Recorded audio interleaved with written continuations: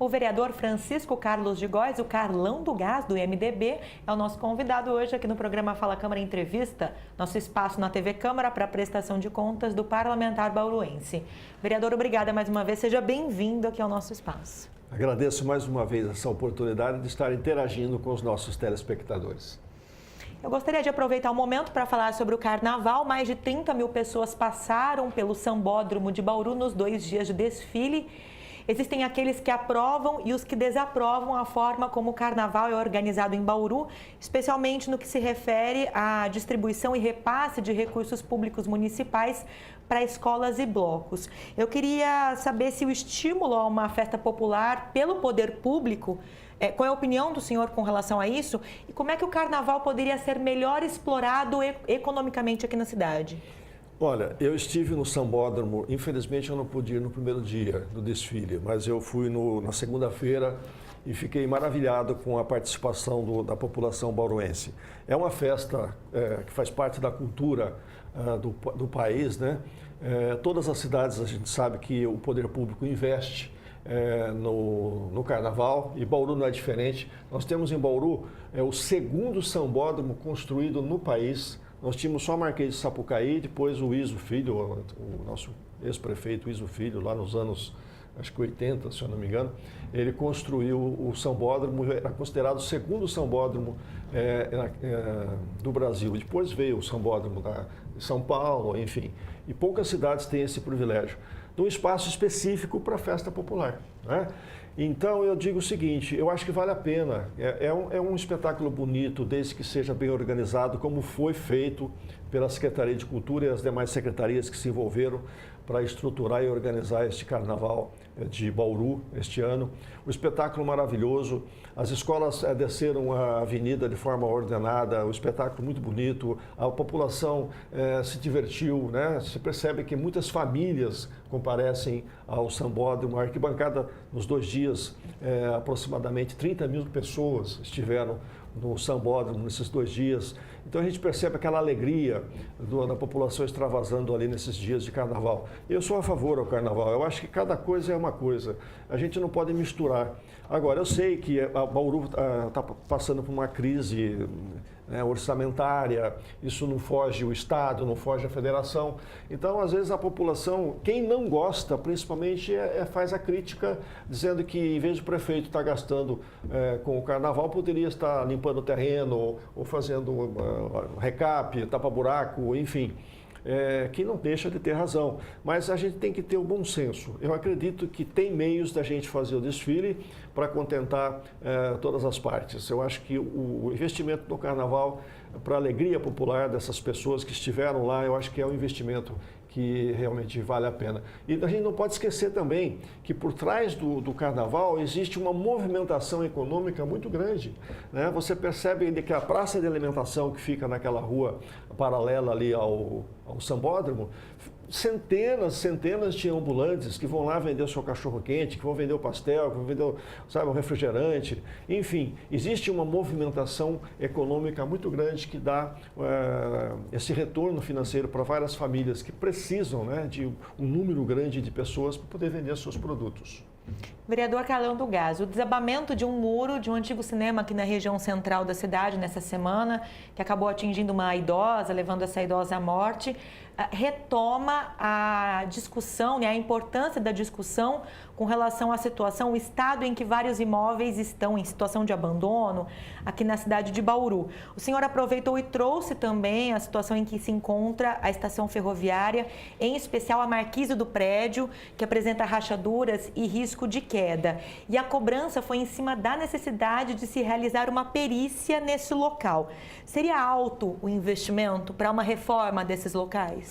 Veja bem, eu acho que a vida não tem preço, não é? Como aconteceu agora nessa tragédia de cair uma parte ali do muro, na parte da frente do antigo Cine Vila Rica, né? e caiu em cima de uma senhora que passava pelo local naquele exato momento e ela veio a óbito. Isso é lamentável. Isso a gente tem que evitar de todas as formas. Então, eu acho que tem que existir, sim, o investimento aí com uma empresa especializada nas perícias, desses prédios abandonados, para que você faça uma prevenção para evitar acidentes como esse que aconteceu ali na Gustavo Maciel. E eu passo sempre aqui na praça onde tem a estação ferroviária e eu fico preocupadíssimo. Nós temos duas marquises ali, uma na entrada principal e uma um pouco mais para frente no sentido da Avenida Pedro de Toledo. E as duas a gente percebe que estão com rachaduras, principalmente na parte da frente. Houve até ali um paliativo que foi feito, talvez pela Secretaria de Obra, passou-se uma massa por baixo, mas que não resolve. A gente tem que fazer uma perícia para ver como que está a estrutura dessa marquise, porque olha, ela é gigante e se desabar em cima daquelas pessoas que ficam ali aguardando o ônibus circular, pode acontecer uma tragédia ali irreparável. Então, eu acho que nós precisamos fazer, assim, este investimento aí nessas perícias desses prédios que oferecem riscos à população bauruense. Bom, falando sobre trânsito agora, a gente sabe que existem várias demandas e necessidades de melhorias em cima do viaduto Nicola Vallone, que é aquele viaduto, o antigo viaduto inacabado, que liga a Vila Falcão ao Bela Vista. E um dos problemas, uma das dificuldades, envolve a travessia de pedestres. O senhor apontou como alternativa a possibilidade de se construir uma ponte de concreto no local. Inclusive, a gente já teria um projeto, né? E o custo seria de aproximadamente R$600 mil, vereador? Exatamente. Eu venho pedindo esta transposição do Rio Bauru já há bastante tempo, inclusive desde a entrega do viaduto, que hoje tem o nome de Nicola Vallone Júnior, para o prefeito Rodrigo Agostinho, no seu último ano de governo. E venho pedindo insistentemente para o governo agora do Clodoaldo Gazeta, e inclusive eu sei da existência já de um projeto que foi feito, porque é uma ponte simples, viu? Não é uma coisa que demanda muito especialistas ali, não, de engenharia. É uma ponte de concreto para transpor o Rio Bauru, para a gente poder transformar o viaduto, não só no sentido Vila Falcão, Zona Leste, Zona Norte, mas ao contrário, né? Zona Leste, Zona Norte, sentido Vila Falcão. E você vai tirar dali, você vai tirar da zona central, da Cussi Júnior, você vai tirar da Rodrigues Alves, você vai tirar da própria Avenida Pedro de Toledo, centenas de veículos que fazem esse sentido oposto, né, por esse trajeto aqui da região central. Então, eu acho que vai trazer benefícios para o trânsito local, facilitando, né, a deslocação desses veículos nos dois sentidos. Então, essa ponte orçada aí mais ou menos em torno de 600 a 700 mil reais, uma cidade que tem um orçamento aí de 1 bilhão e 400 mil reais, puxa vida, não é que representa tanto, porque o problema vai ser resolvido de forma maravilhosa. Agora eu gostaria de aproveitar e falar sobre dengue, vereador. Embora a prefeitura tenha anunciado estratégias, nebulização em alguns pontos mais críticos da cidade, até mesmo punição para quem não limpa seus terrenos, o fato é que Bauru se mantém em primeira no ranking das cidades com mais casos da doença em todo o estado de São Paulo. Dentre as cobranças feitas pela Câmara, a implantação do IPTU progressivo foi apontada como a medida mais eficaz para se combater na raiz esse tipo de problema. Eu queria a opinião do senhor com relação ao impacto da efetiva implementação do IPTU progressivo. Veja bem, o IPTU progressivo no tempo, esse projeto foi aprovado em 2011, inclusive é da autoria do Carlão do Gás, do Roque Ferreira, do Fabiano Mariano e do atual presidente da Câmara, o senhor Segala, né? O vereador José Roberto Martins Segala. A preocupação nossa na época era justamente oferecer meios legais para que a prefeitura pudesse tomar providências no sentido desses imóveis e dos terrenos abandonados, que não estão cumprindo a sua função social. Então, você tem agora este mecanismo legal para você fazer a autuação e cobrar de forma progressiva o IPTU e, no máximo, em 5 anos, você pode fazer a desapropriação deste imóvel que não está sendo cuidado e zelado pelo seu proprietário. E aí a prefeitura vai dar uma destinação correta para esse imóvel, né? Se for no caso, demolir e fazer a comercialização desse terreno, enfim, evitar que isto continue acontecendo em Bauru, criadouros de Aedes aegypti e causando essas tragédias de muitos bauruenses indo a óbito. E esse ranking, nós não queremos liderar esse ranking de primeiro em casos de dengue aqui no Brasil, aqui no estado de São Paulo. Então, eu acho que nós precisamos fazer com que o IPTU progressivo seja aplicado de forma severa. Outra coisa, nós aprovamos recentemente também um projeto com relação à limpeza e conservação dos imóveis, dos terrenos. Mas a gente percebe que o prefeito decretou estado de emergência. Ele fez a notificação dos proprietários que tinham os imóveis com muito mato, com sujeira, com entulho, enfim. E deu um prazo, se eu não me engano, foi dia 2 de março. A partir de então, ele começaria a aplicar as multas e fazer as limpezas para depois cobrar dos proprietários, né? E inclusive disseram na época que se a prefeitura não tivesse uma estrutura, quantidade de servidores suficientes para fazer essa limpeza, ele ia terceirizar esses serviços contratando empresas para fazer as limpezas, né? E cobrando do proprietário depois. Mas a gente percebe que isso não está acontecendo.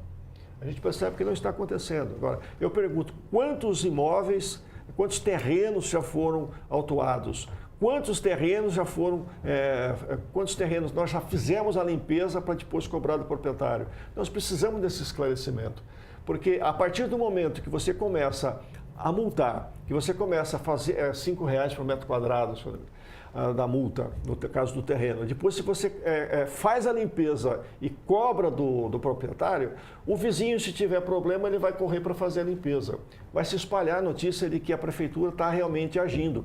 Se não é pelo amor, pela consciência espontânea dos proprietários, vai ter que ser pela dor.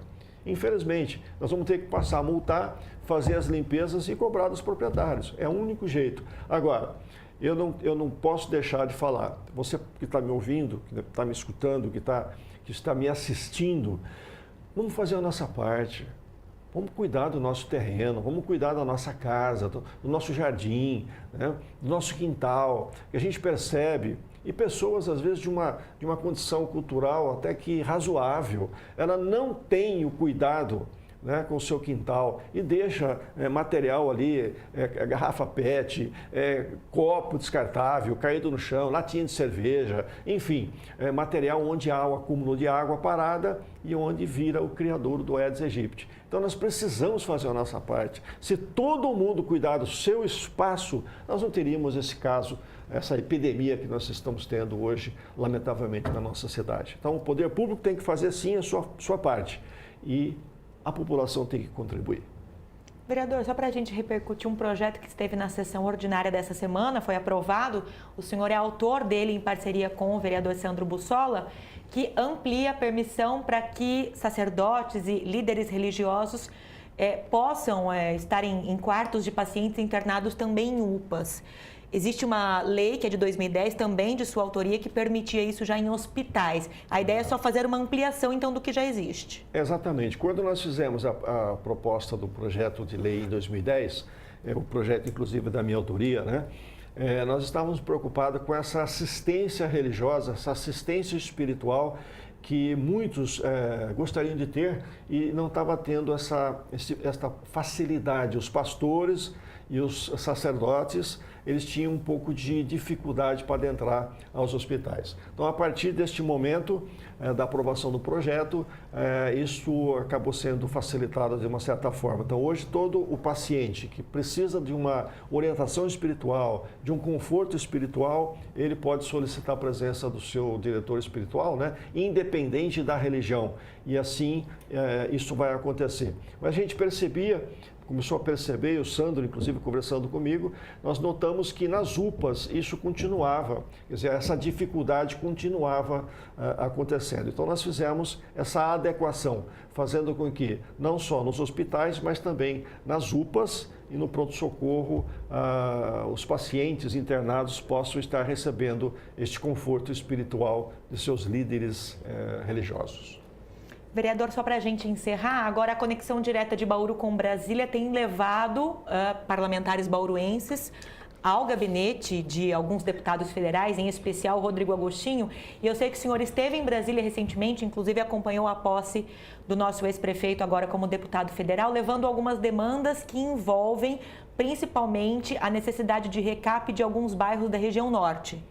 Exatamente. Eu fiz questão de prestigiar a posse do nosso querido ex-prefeito e agora deputado federal Rodrigo Agostinho por vários motivos. Primeiro, pela amizade que eu tenho, pelo respeito que eu tenho, por tudo que ele fez e representa para a nossa cidade. E eu sei que Bauru vai ganhar muito com o Rodrigo Agostinho em Brasília, viabilizando recursos para a nossa cidade.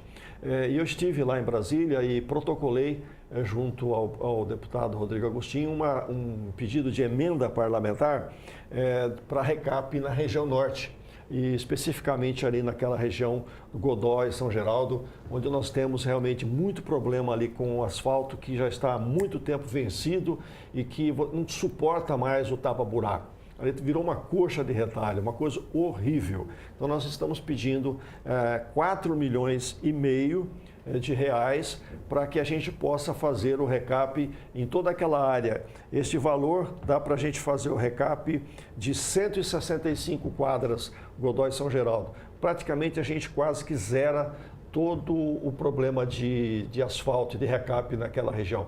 E a gente vê com bons olhos. O prefeito sinalizou que vai se empenhar para ver se consegue realmente liberar, se não totalmente, mas uma boa parte deste recurso aqui para Bauru para ser aplicado nesta região.